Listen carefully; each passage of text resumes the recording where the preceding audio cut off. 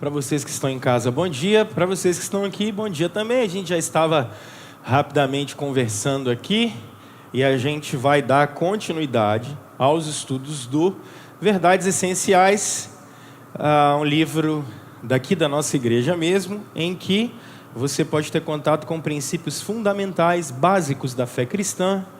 Mas quando a gente fala fé cristã aqui, a gente está falando de fé reformada, tá? Então, nesse último bloco, nós já estamos no final já do nosso curso. Teremos mais essa semana e semana que vem. Eu acredito que eu consigo terminar. Eu tinha separado 4 semanas, mas eu acredito que só 3 é suficiente. Por isso, na semana passada fiz a primeira e agora mais 2 aulas. São 4 pontos que nós estamos trabalhando sobre a vida eterna. Então, a primeira coisa que nós conversamos na semana passada é sobre a segunda vinda de Jesus. Como Jesus voltará? Quando Jesus voltará? Então, na última semana, nós investimos tempo conversando na segunda vinda de Jesus. Hoje eu vou conversar com vocês sobre 2 coisas, e aí eu vou parar, não importa a hora. Uma se chama estágio intermediário, a outra vai se chamar milênio, e a última, novo céu e nova terra. Então, quando a gente trabalha essas coisas do fim, isso aqui precisa ficar um pouquinho mais claro na nossa cabeça.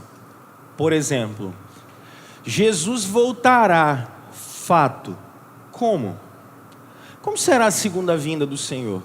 Como é que a Escritura trabalha a segunda vinda de Jesus? Outra pergunta que vocês sempre fazem: o que é que vai acontecer comigo entre o período em que eu morri e a segunda vinda de Jesus? Onde estão os mortos? O que é que aconteceu com eles? Outra pergunta que vocês se fazem muito: eu vou lembrar do que aconteceu aqui? Se eu lembrar, a minha memória vai ser apagada? A gente dorme? Como é que é esse negócio? Tem um sono aí? Como é que funciona isso? Terceiro bloco, perguntas que vocês se fazem. Que história é essa que Apocalipse capítulo 20 trabalha de milênio, 1000 anos? Então quer dizer que a gente vai ficar aqui por 1000 anos com Jesus? Como é que vai ser? Jesus reinará aqui por 1000 anos? Como é isso? Quarta pergunta que vocês se fazem muito: como é que vai ser no novo céu e na nova terra? Meu cachorrinho vai estar lá? Vai ter leão? Vai ter urso? Tem mar no novo céu e na nova terra? Vai ter surf? Tem churrasco? Como é que é esse negócio? Como é que vai ser no novo céu e na nova terra? São perguntas que a gente sempre se faz.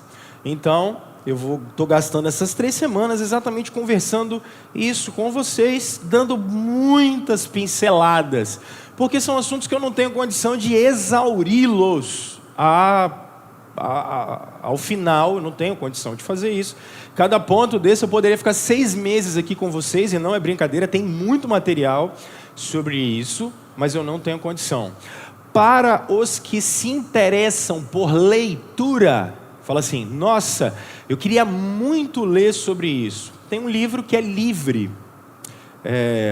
Você acha ele em PDF na internet, é bem facinho, ele é liberado. Ele se chama Mais que Vencedores. Mais que Vencedores, de um autor chamado William Hendrickson. É um livro maravilhoso, ele vai te dar algumas formas de você poder enxergar isso. Eu queria ter um livrinho muito bom, muito legal, para poder estudar esse assunto, essa escatologia, de uma forma reformada. Você pode dar um Google lá e botar assim: Mais que Vencedores, William Hendrickson, PDF.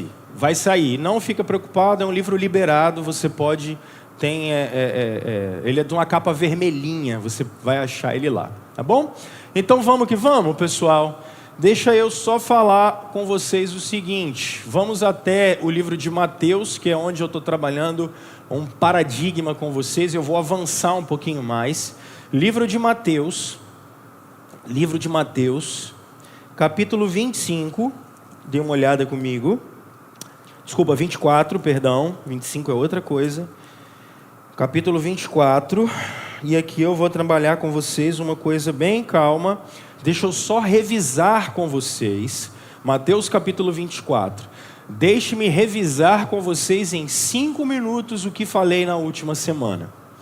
Eu falei na última semana, respondi 2 perguntas para vocês, falando sobre a segunda vinda de Jesus. Número 1, por que é que Jesus tem que voltar? Porque é fácil você falar assim, ele tem que voltar porque ele falou que ele vai voltar. Tá. É igual você ter um filho pequeno e falar bem assim, come jiló. Ele vai falar bem assim, pai, por quê? Porque tem que comer? Não resolve, né? Tem que explicar, por que eu vou comer? Não, porque é bom e tal, enfim. Então, Jesus tem que voltar porque ele vai instalar o reino de Deus. Não se esqueçam disso. Por que é que Jesus tem que voltar? Jesus tem que voltar porque ele vai instalar o reino de Deus. Mas de que maneira, pastor? De maneira completa. A cruz é a ponte entre o céu e a terra. A cruz é o lugar em que o céu toca a terra e a realidade de Deus se torna a nossa realidade. É por isso que nós estudamos no Pai Nosso, venha o teu reino. O que nós estamos orando quando estamos dizendo, Senhor, venha o teu reino? Em última análise, Jesus volta logo. Por isso que ele fala, venha o teu reino e seja feita a sua vontade na terra como é feita no céu. Nós estamos dizendo, volta, inaugura o reino eterno.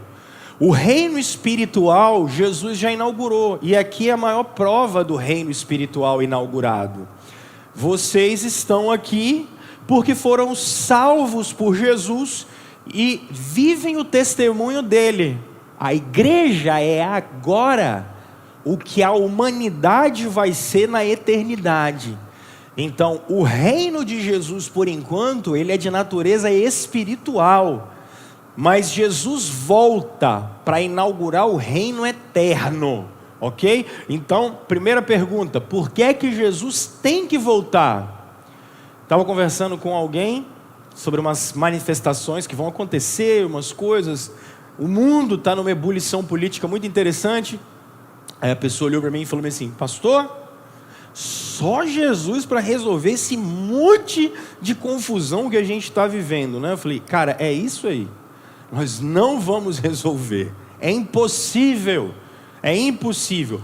Para que exista uma ordem mundial que seja de pleno shalom, paz para todos, o Messias tem que voltar. Jesus tem que voltar. Fora isso, a gente tem tempos de paz, tempos de tribulação, tempos de tranquilidade, tempos de tribulação, e vai ser assim até o dia de Jesus voltar. Aí façam essa conexão com o Apocalipse. Já não haverá mais morte, já não haverá mais pranto, já não haverá mais dor. Então, por que é que Jesus tem que voltar? Não se esqueçam disso, para que o reino seja instalado. Como Jesus vai voltar? Isso aqui é o mais importante. Então vamos lá, deixa eu recapitular isso com vocês. Vamos a Mateus capítulo 24, que eu quero que vocês percebam uma coisa, meus irmãos. Por favor, anotem, não se esqueçam. 24 Mateus, prestem atenção nisso. Jesus saiu do templo e enquanto caminhava, seus discípulos aproximaram-se dele para lhe mostrar as construções do templo. Lembra que o templo era a habitação de Deus no meio do povo. Vocês estão vendo tudo isso? Perguntou ele. Eu lhes garanto que não ficará aqui pedra sobre pedra. Jesus dizendo, não ficará pedra sobre pedra. Serão todas derrubadas. Tendo Jesus se assentado no Monte das Oliveiras, os discípulos dirigiram-se a ele em particular e disseram, dize-nos quanto acontecerão essas coisas, e qual será o sinal da tua vinda e do fim dos tempos. Olha que interessante. Eles estão querendo saber quando é que Jesus vai voltar. Mas lembrem-se que eu conversei com vocês na semana passada, que quando um discípulo de Jesus pergunta quando ele vai voltar, o que é que está na cabeça deles? O que está na cabeça deles é quando o filho de Davi, ou seja, o rei, vai libertá-los da escravidão. Neste contexto, eles são escravos há mais de 400 anos.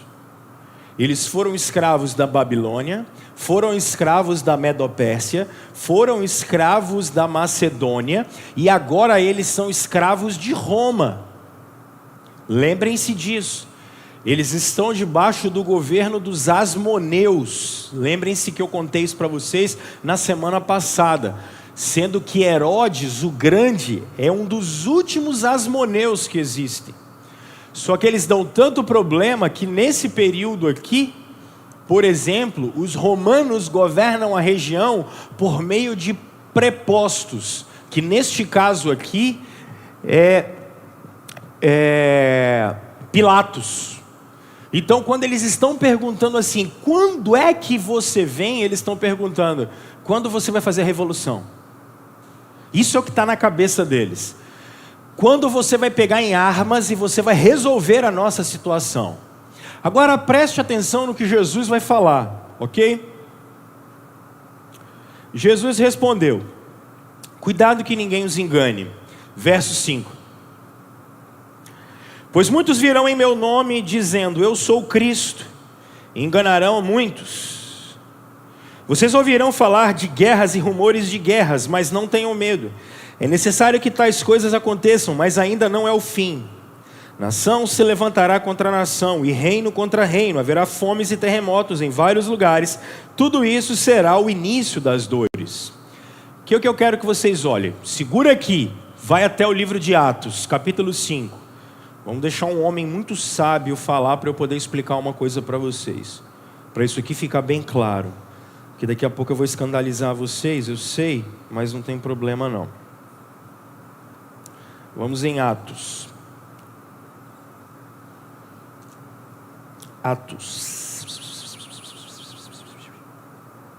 Atos capítulo 5, estão aí? Tudo bem? Segura aqui em Mateus, tá?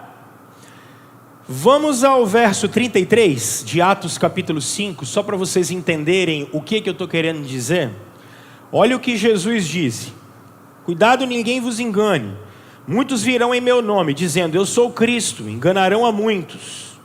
Lembrem-se, eles estão esperando uma revolução, porque quando no ano 148 a.C., os macabeus, através de Judas Macabeus e Simão Macabeus, quando eles imaginaram que seria uma grande revolução, e Judas Macabeus entra dentro de Jerusalém, montado num cavalo, e o povo começa a dizer, Oxaná, filho de Davi. Eles acham que naquele contexto vai acontecer uma grande revolução, e não acontece nada, porque ele volta para o deserto, e não acontece nada, e os asmoneus vão reinar lá. Olha Atos capítulo 5, verso 33. Ouvindo isso, eles ficaram furiosos, e queriam matá-los. Eles queriam matar os discípulos, em Atos.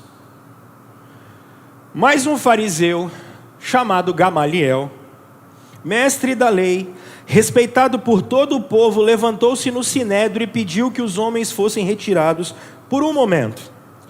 Então lhes disse, israelitas, considerem cuidadosamente o que pretendem fazer a estes homens. Olha que coisa interessante que o Gamaliel vai falar agora. Esse aqui é o mestre de Paulo, tá? Esse cara aqui foi quem ensinou o apóstolo Paulo tudo que ele sabia. Há algum tempo apareceu Teudas, reivindicando ser alguém, e cerca de 400 homens se juntaram a ele. Ele foi morto, todos os seus seguidores dispersaram e acabaram no nada. Isso aqui aconteceu no ano 3 depois de Cristo. Mas olha só Gamaliel falando. Depois dele, nos dias do recenseamento. Quando é que rolou o recenseamento? Vocês lembram? No ano do nascimento de Jesus. Lembram que César mandou rolar um recenseamento? No ano do recenseamento, quando Jesus nasceu, olha só. Ele diz assim, olha, nos dias do recenseamento apareceu Judas, o Galileu, que liderou um grupo em rebelião. Ele também foi morto, e todos os seus seguidores foram dispersos. Sabe por quê? Quando Jesus nasceu, já do ano 38 até o nascimento de Jesus, a gente teve mais ou menos 12 revoluções de pessoas que diziam ser o Cristo. Isso era a coisa mais comum que acontecia em Jerusalém. Eles, por causa das profecias, eles queriam se libertar. Primeiro ficaram escravizados pela Babilônia, depois escravizados pela Medopérsia, depois escravizados pelos macedônios, e agora eles estão debaixo do jugo de Roma. Então eles estão assim, cara, quando é que o filho de Davi vem? Aparece alguém dizendo que é o filho de Davi, a turma vai atrás. Agora você consegue entender por que os fariseus vão lá testar Jesus durante todos os evangelhos? Eles vão testar Jesus porque aparece tanta gente dizendo que é o Cristo, que eles falam assim, peraí, vamos ver se você é o Cristo mesmo? Vocês lembram de João Batista, quando ele está na cadeia, o que ele fez? João chegou, está na cadeia, aí João manda os discípulos dele irem até Jesus fazer o quê? É você mesmo? Ou a gente tem que esperar outro? O que Jesus fala? Avisem para João que os coxos andam, os cegos enxergam, e os mortos são ressuscitados, e para todas as pessoas o reino de Deus é anunciado. Ou seja, Jesus está dizendo, sou eu mesmo. Só que na cabeça dos discípulos, o que eles acham? Vai rolar uma revolução aqui agora. A turma vai pegar em arma, e a gente agora vai. Não é possível, esse homem curou enfermo, expulsou demônio, ele andou sobre o mar. É ele. Agora vamos ver Jesus. Os caras não estavam entendendo nada, é bem típico nosso mesmo. Voltamos a Mateus capítulo 24, vamos lá. Mateus capítulo 24, verso 6. Vocês ouvirão falar de guerras e rumores de guerras, mas não tenham medo. É necessário que tais coisas aconteçam, mas ainda não é o fim. Nação se levantará, estou no verso 7 de Mateus 24, tá? Nação se levantará contra nação, reino contra reino, haverá fomes e terremotos em vários lugares. Tudo isso será o início das dores, tudo bem? Então eles os entregarão. Os quem? Os discípulos. Para serem perseguidos e condenados à morte. E vocês serão odiados por todas as nações por minha causa. Naquele tempo, muitos ficarão escandalizados, trairão e odiarão uns aos outros. E numerosos falsos profetas surgirão e enganarão a muitos. Devido ao aumento da maldade, o amor de muitos se esfriará. Mas aquele que perseverar até o fim será salvo. E este evangelho do reino será pregado em todo o mundo, como testemunho como testemunho a todas as nações, e então virá o fim. Agora, meus irmãos, aqui eu nem preciso trabalhar muito isso, porque desde que a história é história, é isso que vocês estão vendo. Ou seja, nação contra nação, reino contra reino. Isso aqui eu não vou entrar nesse mérito, eu poderia trabalhar muitas coisas aqui, mas isso aqui são coisas que são tão naturais. Não precisa nem ir muito longe. tem muito falso profeta em Cariacica. Não precisa ir para muito lugar, né? Você vai em Cariacica, tem igreja que você sobe a escada de Jacó. Você sobe a escada de Jacó para ir no Monte Manaim, e aí você pega a espada de Josué, tudo isso por R$100. Então não precisa falar nada, né? Então vocês já sabem, falsos profetas existem aqui, não precisa ir para muito longe. A nação contra a nação, reino contra reino, irmãos, isso aí é um troço que não precisa, isso aqui tá. Então saibam que isso é o início, isso não é o final ainda, porque ora as perseguições aumentam, ora elas diminuem, ora elas aumentam, ora elas diminuem. Então isso é natural, então não se escandalizem com isso. Por isso que isso é importante para a gente não se acostumar com o mundo. Não se acostumem com o mundo nem com o conforto que ele dá, porque isso aqui é ilusório, tá? Mas aqui que eu quero falar com vocês um negócio muito legal. Presta atenção, observem isso. Verso 15. Isso aqui é importantíssimo. Assim, verso 15.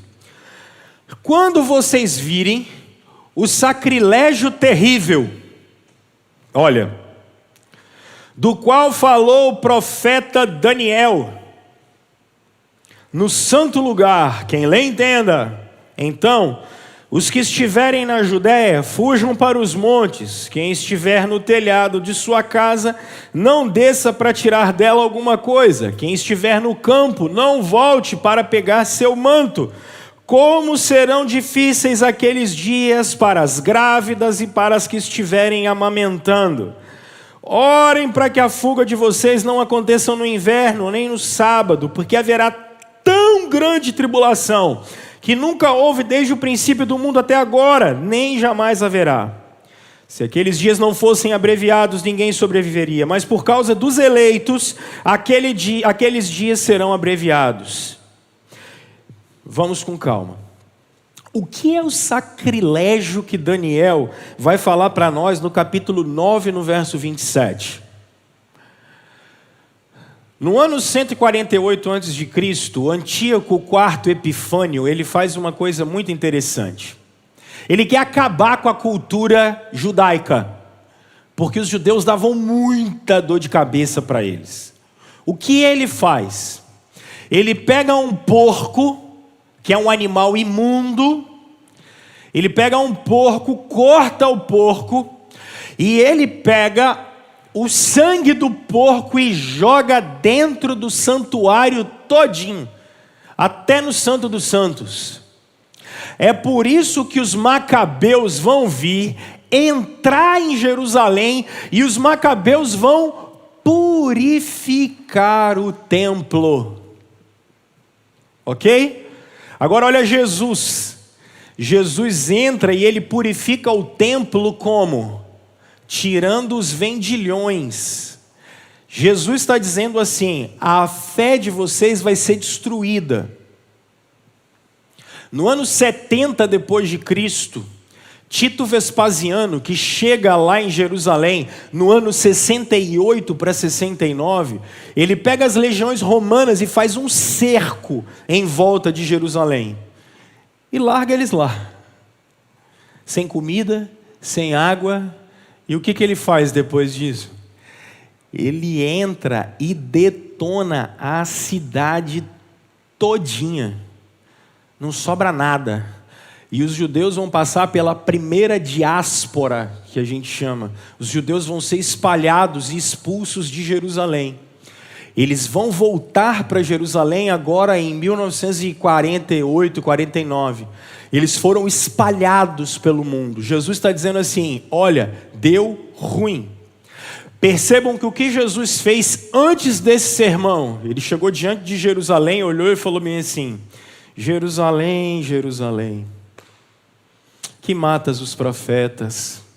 Quantas vezes, Jerusalém, eu tentei botar você embaixo do meu braço, como uma galinha segura os seus pintinhos, mas vocês não quiseram. Aí ele diz: agora vocês não vão me ver mais até o dia em que eu realmente voltar. Começa a ligar os pontinhos do que eu estou falando.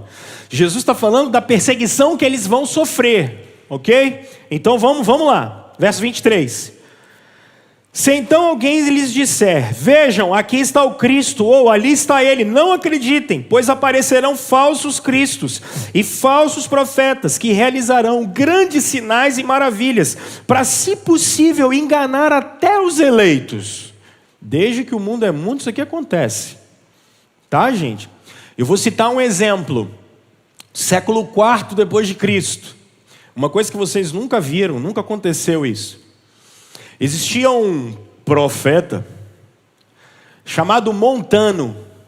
E o Montano tinha duas profetisas. Uma se chamava Priscila e outra se chamava Maximila. Sabe o que eles diziam? Que todos tinham que ir até lá para ouvir a palavra de Deus através das duas profetisas do Senhor. Vocês já viram isso em algum lugar?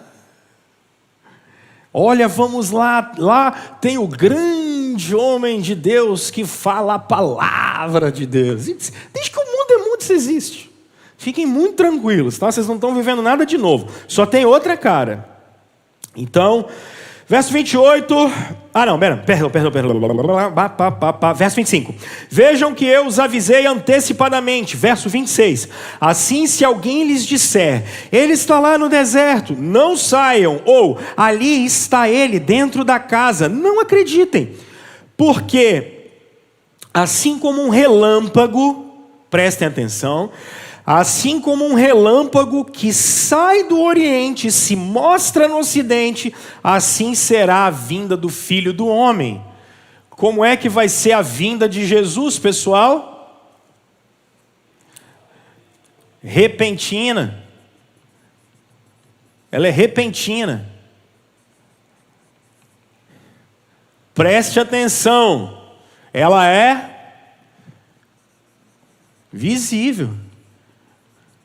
A galera vai ver. Preste atenção nisso, tá? Olha onde eu vou chegar. Continuem lendo. Onde houver um cadáver, aí se ajuntarão os abutres. Ou seja, sai fora desse negócio aí, hein, gente? Imediatamente após a tribulação daqueles dias, percebe? Olha a vinda de Jesus sendo gloriosa. Gloriosa, ó.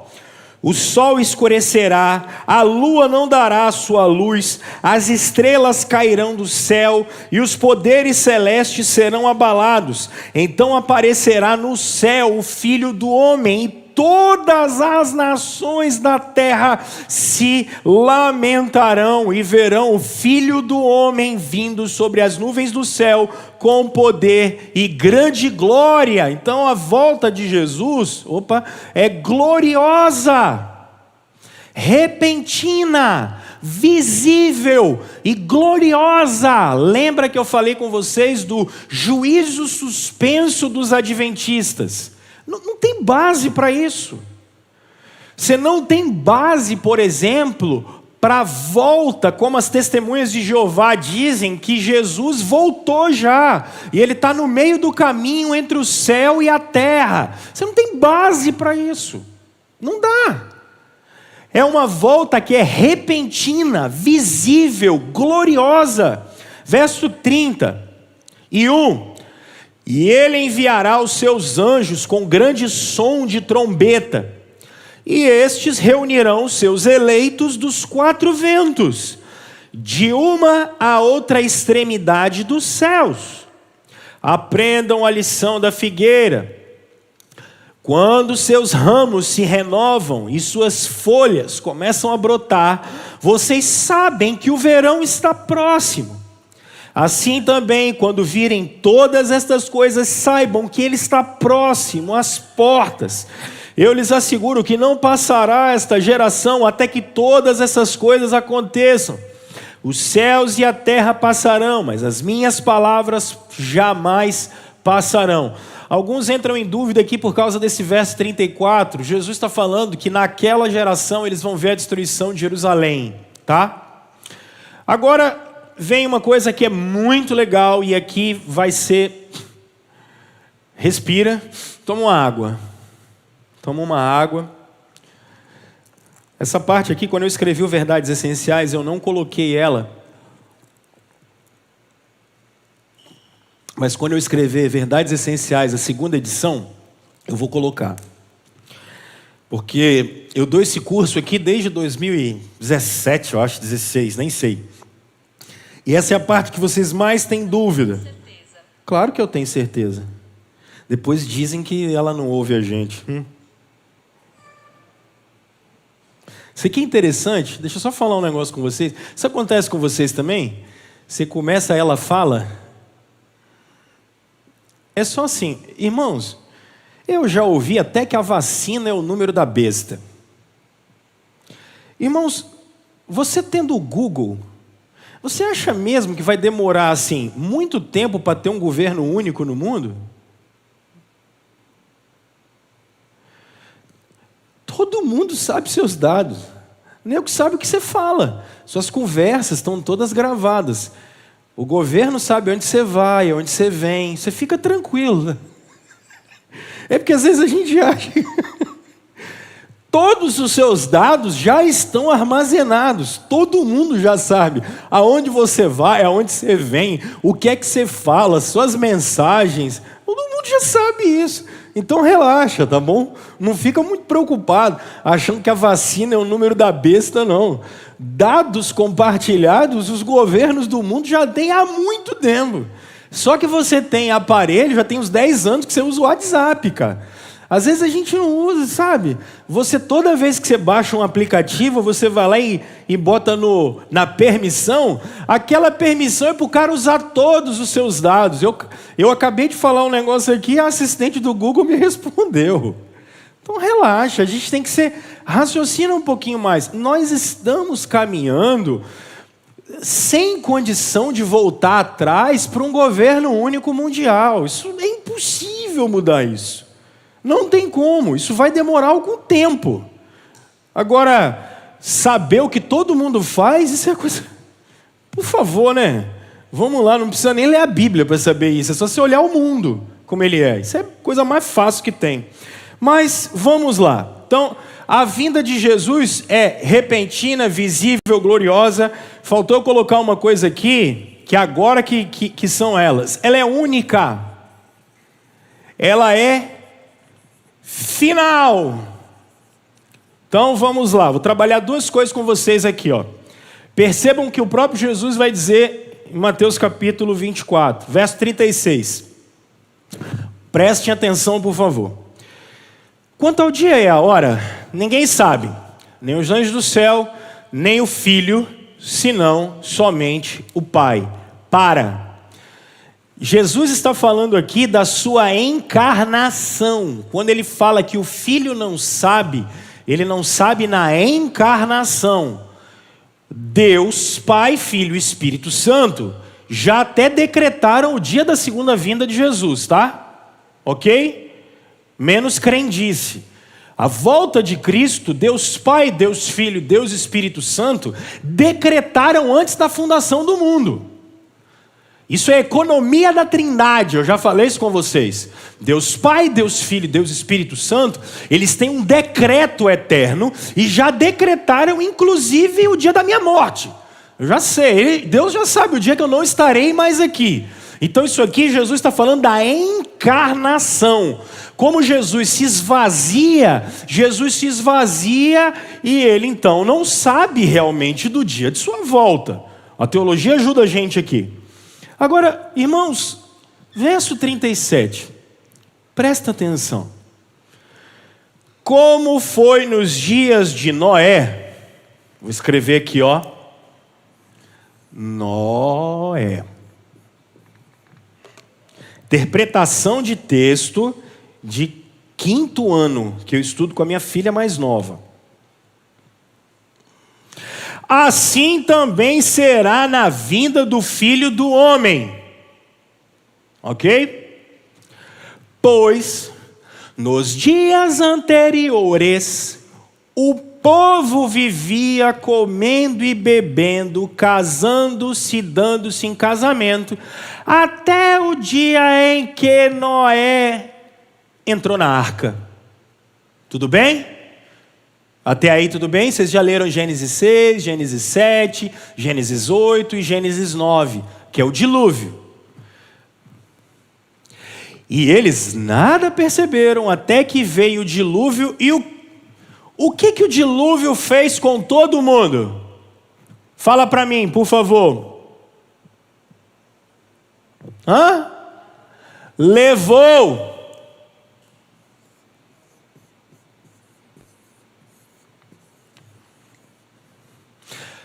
Quem ficou? Quem ficou? Noé, Sem, Cã e Jafé, junto com as suas esposas. Por isso Pedro vai dizer em 1 de Pedro que ficaram 8 pessoas. Tudo bem? Quando você assistir o Noé que Hollywood fez, não é aquilo lá, tá bom?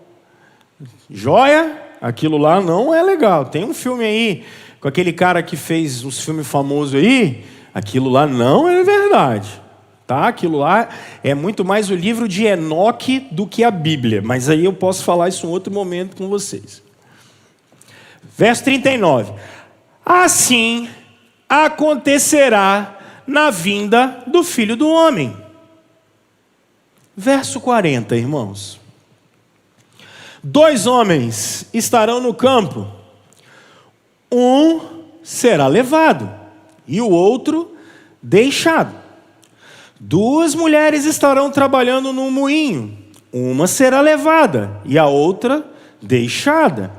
Portanto, vigiem, porque vocês não sabem em que dia virá o Senhor. Mas entendam isso.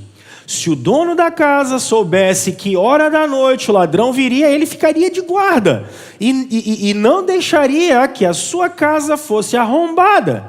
Assim, vocês também precisam estar preparados, porque o Filho do Homem virá numa hora em que vocês menos esperam. Irmãos, a minha pergunta: no dilúvio, quem foi levado e quem ficou?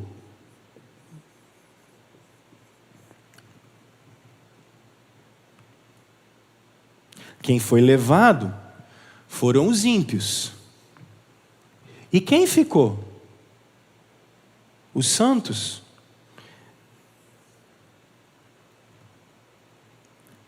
Mas sabe o que vocês aprendem? Uma fantasia de que vai ter um piloto de avião, aí Jesus vai pegar o piloto de avião e levar o piloto de avião. E aí o avião vai cair. E o cara cita isso aqui. Cadê isso na Bíblia, meu Deus do céu?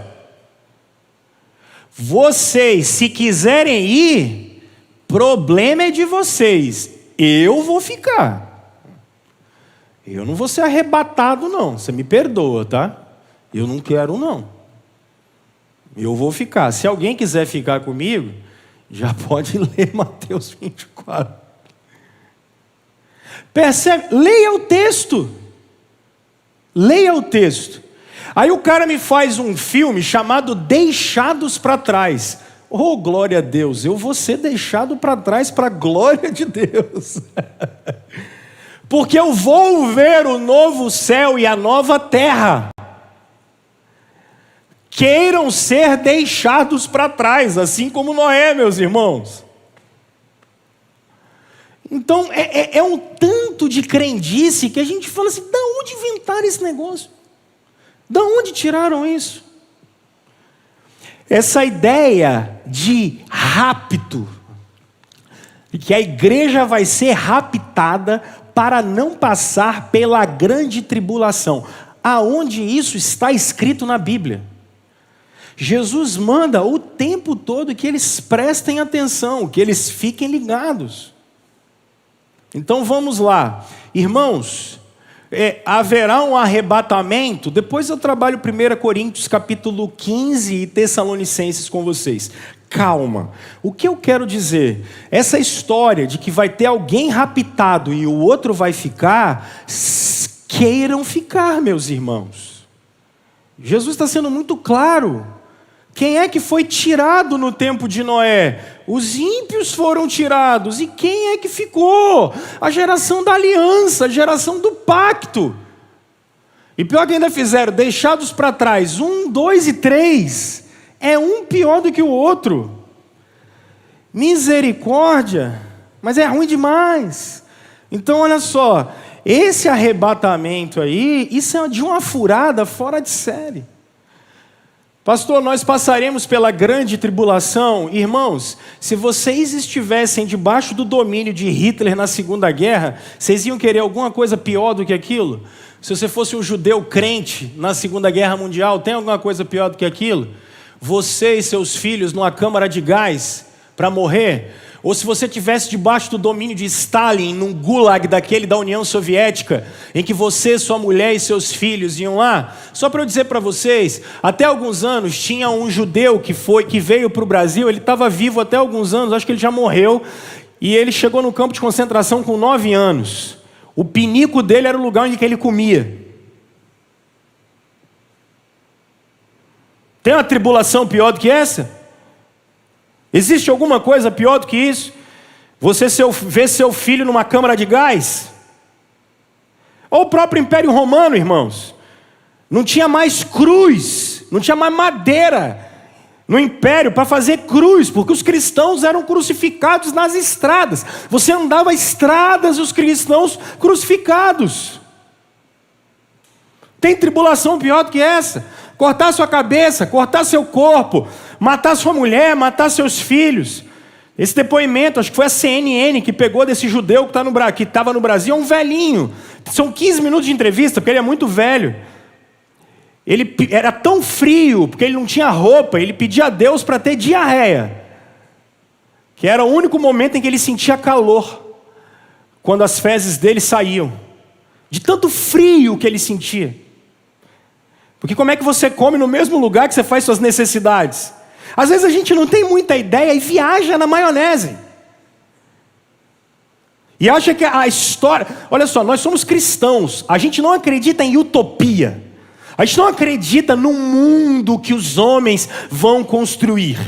A gente é realista. Cristãos são realistas. O mundo é um lugar difícil, nós vamos morrer, nós vamos sofrer, vai ser difícil mesmo, nós vamos brigar contra a terra, por isso a gente espera a vinda de Jesus.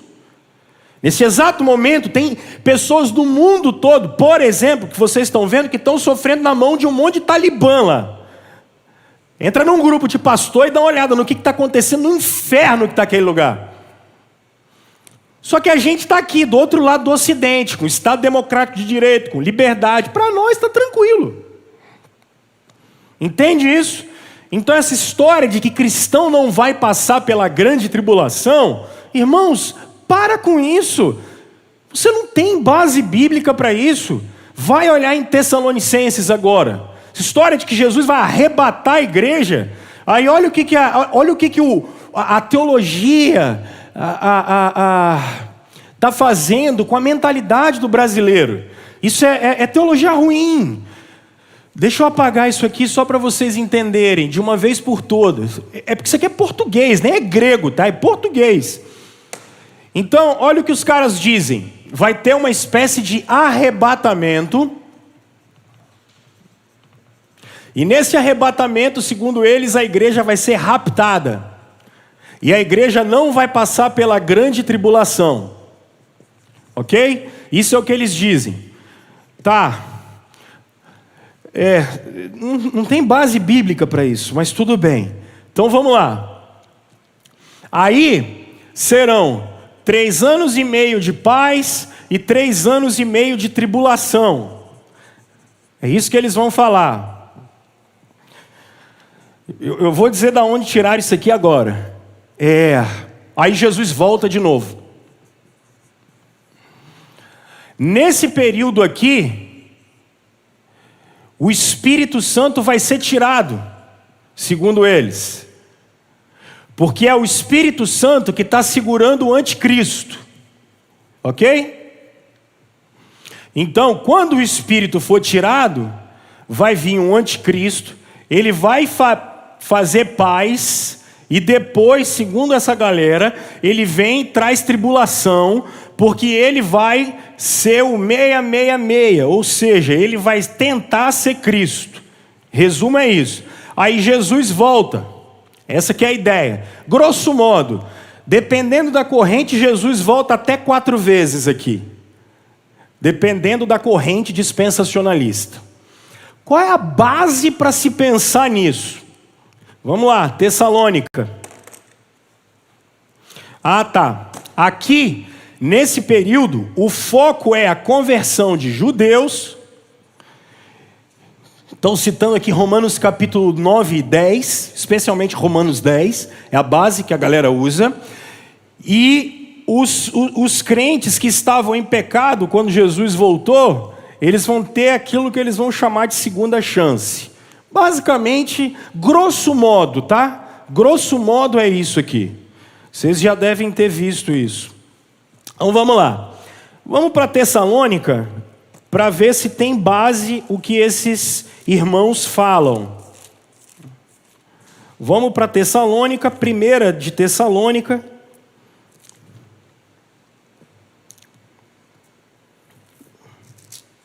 Vamos lá. Desculpa, 2 de Tessalônica. 2 de Tessalônica, capítulo 2.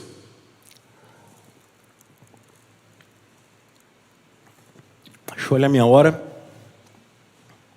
2 de Tessalônica, capítulo 2. Verso 1. Irmãos, quanto à vinda de nosso Senhor Jesus Cristo e à nossa reunião com Ele, rogamos a vocês que não se deixem abalar, nem alarmar tão facilmente, quer por profecia, quer por palavra, quer por carta supostamente vinda de nós, como se o dia do Senhor já tivesse chegado. Em Tessalônica, eles diziam que Jesus já tinha voltado. Era uma doutrina em Tessalônica. Olha, Jesus já voltou. Paulo está falando, pessoal, onde vocês tiraram isso? Não vem com essa história. Só aí a gente já acaba com a ideia. Não recebam as testemunhas de Jeová. Só se for para dar um cafezinho para eles. Porque não perde tempo, não. Vai fazer outra coisa, vai orar. Verso 3. Não deixem que ninguém os engane de modo algum, gente. Antes daquele dia, ai meu Deus, virá apostasia. O que é apostasia? Vai ter um monte de crente que vai após, depois de apostatar da fé. Vai ter um monte de crente, entre aspas, que vai abandonar a igreja. E quando eu digo a igreja, é um monte de crente que vai abandonar a fé. Isso vai acontecer ainda. Já aconteceu muito, mas acontecerá mais. Irmãos, vocês já repararam no nosso tempo? O nosso tempo é um tempo muito legal. Olha que bacana, assim. Faz um experimento. Se você quiser, como eu, morrer de raiva, vai na biblioteca da Universidade Federal, qualquer uma, e pega as teses de mestrado ou os trabalhos de doutorado da área de humanas. Vocês vão ver um tanto de trabalho que fala só do corpo. O corpo, o corpo, o corpo, o corpo e o corpo. O corpo é isso, e o corpo é aquilo, e o corpo... Sabe o que está por baixo disso? Eu vou citar um exemplo aqui. Vocês estão vendo muito de ideologia de gênero, não é isso?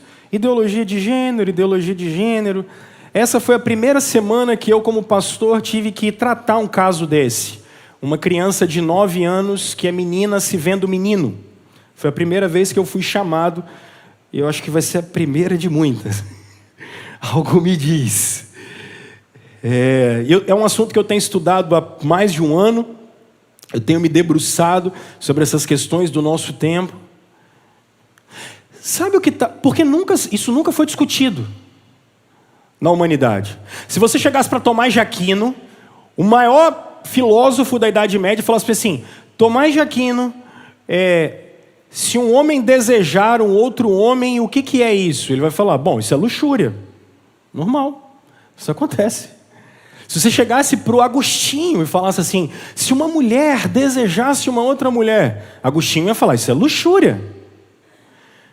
Se você chegasse para o Aristóteles, que era homossexual, e falasse para ele assim, Aristóteles, se um homem desejar o outro homem, ele vai... O que é?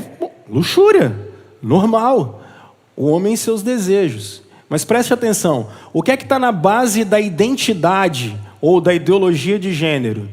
O Cláudio que está aqui, você é um corpo sem órgãos. Isso é um filósofo chamado Gilles Deleuze. Quem faz pedagogia estudou muito. Você é um corpo sem órgão, cara. Sabe por quê? Porque o capitalismo fez isso com você. Então a gente precisa ter uma revolução cultural.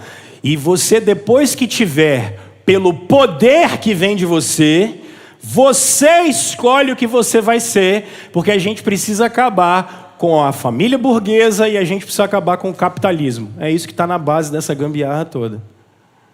Final das contas, é materialismo puro que está acontecendo aí. E aí as famílias estão doidinhas, não sabem. E o que está na base disso? O que está na base disso é uma luta. Então eu construo o que eu sou. Porque, na verdade, a família burguesa e o capitalismo, eles fizeram com que eu não mais pudesse ser o que eu sou. Eles dizem o que eu tenho que ser. Então, na verdade, eu, Rômulo, não sou o Rômulo. Aí o movimento feminista vai fazer isso, por exemplo, através da Simone de Beauvoir. Eu acho incrível ver mulheres cristãs feministas. Eu acho, rapaz, é de uma estronvenga que eu nunca vi, assim. É uma loucura. Porque estão usando vocês, mulheres, para acabar com o masculino e o feminismo em nome de... O masculino e o feminismo para acabar com o capitalismo e acabar com a família burguesa.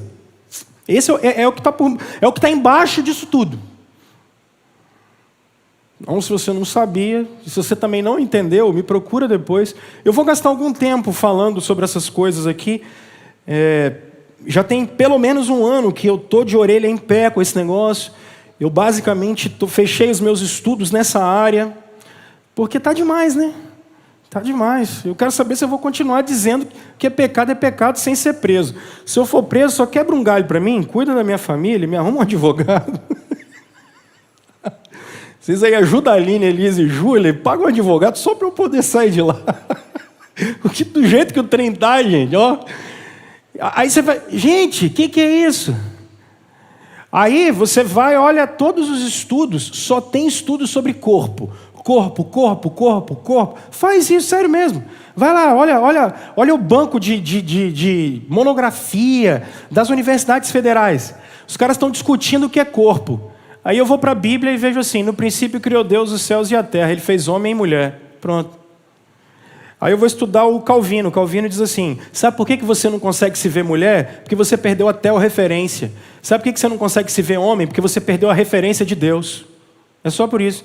Sabe o que está no final? Não é capitalismo, é pecado. É pecado. Só que aí vem uma revolução do sentimento, aí tudo é sentimento. Nós vamos respeitar as pessoas. Agora, o meu discurso aqui, ele é patriarcal. Isso aqui é Lacan.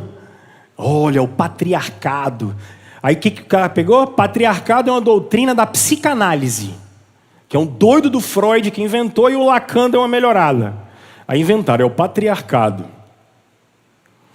É tanta cachaça ruim, sabe? Rapaz, e é uma confusão na cabeça de vocês. O que eu estou querendo mostrar? Uma mãe me procurou essa semana e falou assim, pastor, eu não sei mais o que eu faço. Porque o discurso, ele é muito bom, né? O discurso do amor. Só que esse trem não é verdade, cara. Isso não é verdade. Estão acabando com a sociedade. Daqui a 30 anos vocês vão ver que beleza que vai estar isso aqui. Está uma gracinha. Então, cara, não tem condição. Não dá. O que eu quero mostrar para vocês? Isso é o que o nosso tempo está vivendo. Mas todos os tempos viveram isso. E esse troço que eu estou falando é em nome de direitos humanos. Que direito humano o quê? Isso tem direito humano nada. E isso, olha só, a gente respeita todas as pessoas, vocês sabem, a gente respeita todo mundo aqui, todo mundo entra, sai. Agora, tem uma confessionalidade, meu irmão. Isso aqui tem uma confessionalidade. Eu tenho direito a culto e tenho confessionalidade. Ponto. Acabou. Eu não vou ensinar o que não é verdade. Agora tem um cartório lá em Minas que teve uma igreja que falou, olha, a gente não aceita pessoas assim, assim, assim. O cartório embargou, não pode. Vocês têm que aceitar todo mundo. Como assim? Não. Isso aqui é igreja, cara. Isso aqui é uma igreja. Então vamos lá. Então não se alardem. Não morram por causa disso. Vai acontecer. Tá bom? Então vamos aqui rapidamente. Eu vou terminar agora. Vamos ao verso 3. Não deixem que ninguém os engane de modo algum. Antes daquele dia virá apostasia. Percebe? A apostasia. E então será revelado o homem do pecado, filho da perdição. Este se opõe e se exalta acima de tudo que se chama Deus ou é objeto de adoração, chegando até a se assentar no santuário de Deus, proclamando que Ele mesmo é Deus. Percebe que Jesus falou isso lá? Jesus também citou Daniel capítulo 9. Não se lembram de que quando eu ainda estava com vocês, costumava lhes falar essas coisas? E agora vocês sabem o que o está detendo. Olha aqui, ó.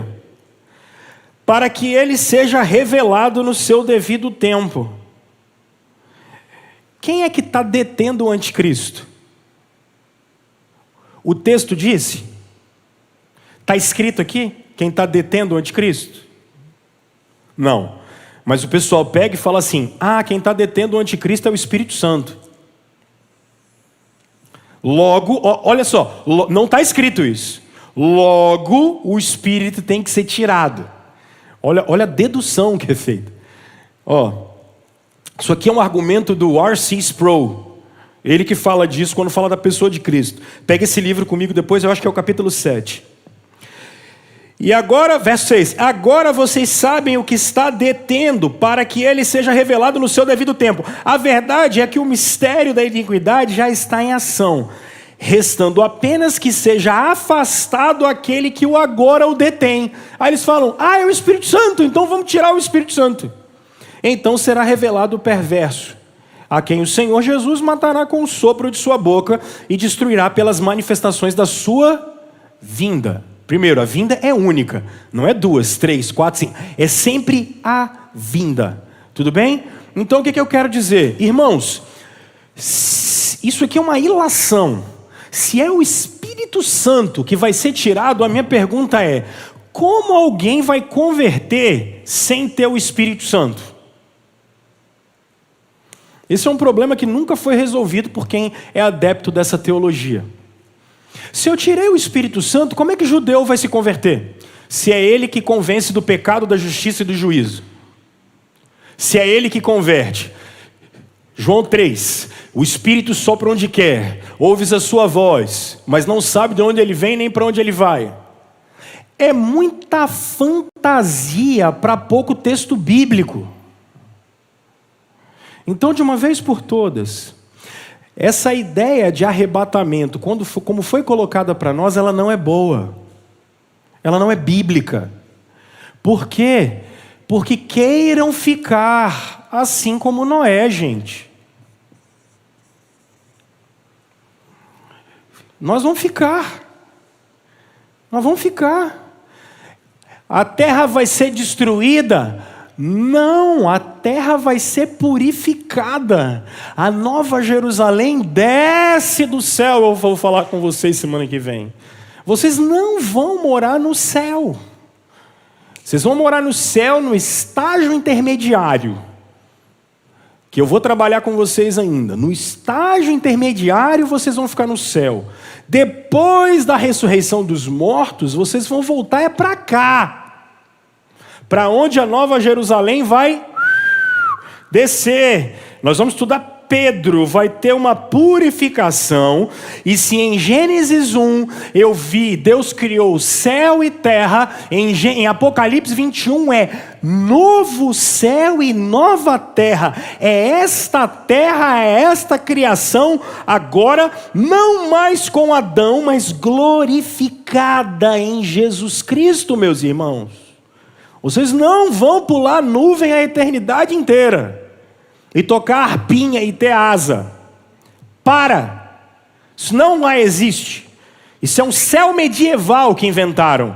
Realismo, realidade. A gente parte da Bíblia. Então, como é, Rômulo, a vinda de Jesus? Irmãos, olha pela janela. Será que ele vai? Não sei, cara. Eu não sei. Eu não vou marcar tempo. Eu não sei. Eu não sei. Mas eu sei que ele vem.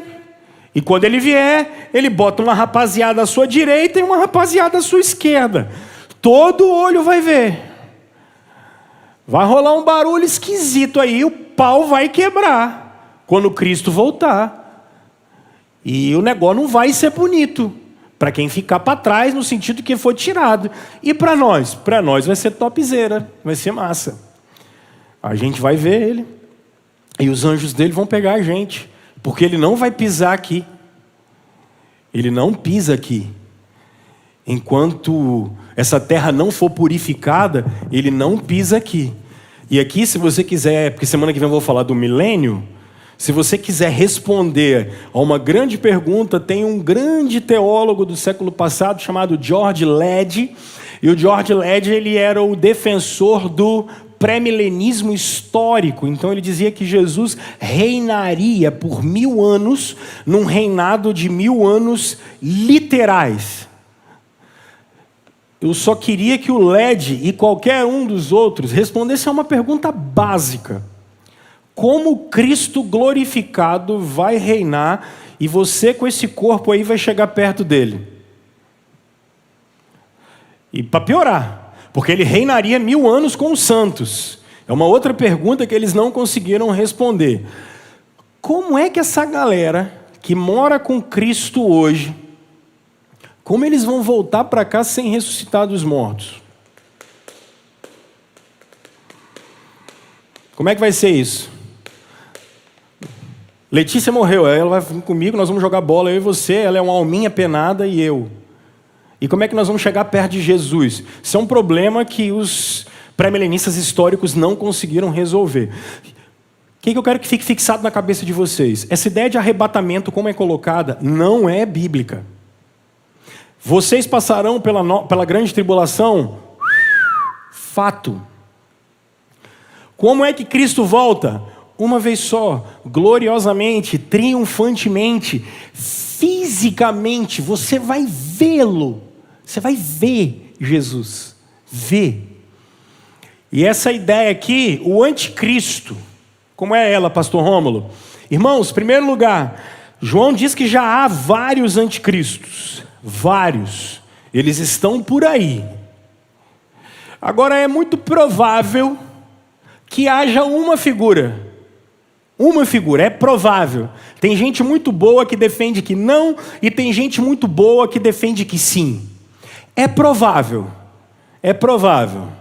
que haja uma figura. Muito provável que haja uma figura. E de uma vez por todas, a vacina do Covid não é a marca da besta. A marca da besta está na mão e na testa. E não é na mão esquerda, é na mão direita, pelo amor de Deus. Porque canhoto não servia para nada na antiguidade. Canhoto é cego. A marca da besta é o que você faz e é o que você pensa. Ou você faz e pensa o que o cordeiro faz e pensa, ou você faz e pensa o que a besta faz. Chega de crendice. É microchip, é não sei o quê.